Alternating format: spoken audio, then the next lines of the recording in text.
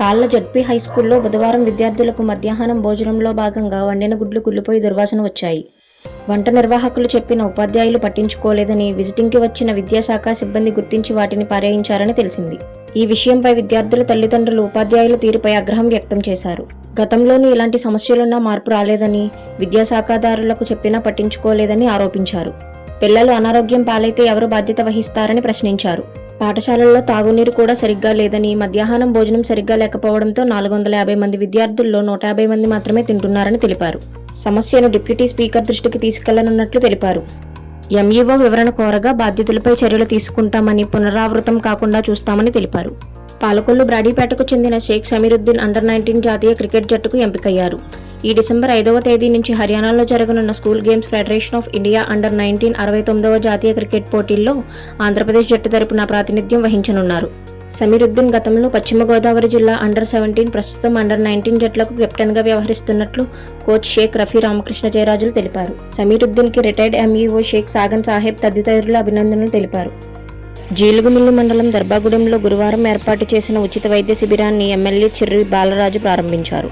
గ్రామీణ ప్రాంత ప్రజలకు నాణ్యమైన వైద్య సేవలు అందించాలనే లక్ష్యంతో ఇలాంటి శిబిరాలు ఎంతో ఉపయోగకరమని ఆయన అన్నారు.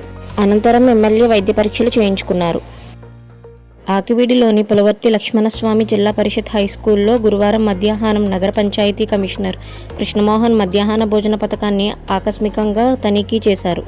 ఆయన విద్యార్థులతో కలిసి నేలపై కూర్చుని భోజనం చేశారు.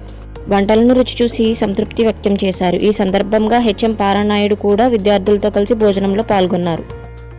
పెనుమంట్ర మండల కేంద్రంలోని జిల్లా పరిషత్ ఉన్నత పాఠశాలలో గురువారం విద్యార్థులకు వైద్య సిబ్బంది ఆధ్వర్యంలో వైద్య పరీక్షలు నిర్వహించారు. విద్యార్థుల హిమోగ్లోబిన్ శాతం పరీక్షించి ఎత్తు, బరువు కొలిచారు. ప్రక్రియ మొత్తం ఆన్లైన్లో చేస్తామని ఏఎన్ఎం భాగ్యకుమారి గారు తెలిపారు. ఈ కార్యక్రమంలో ఆశా సిబ్బంది, పాఠశాల ఉపాధ్యాయులు పాల్గొన్నారు. సీఎం చంద్రబాబు నాయుడు గురువారం కీలక నిర్ణయం తీసుకున్నారు. సచివాలయంలో డేటా డ్రీవెన్ గవర్నెన్స్ పై సమీక్ష అనంతరం ఆయన గ్రామ సచివాలయాల పేర్లు మారుస్తున్నట్లు ప్రకటించారు.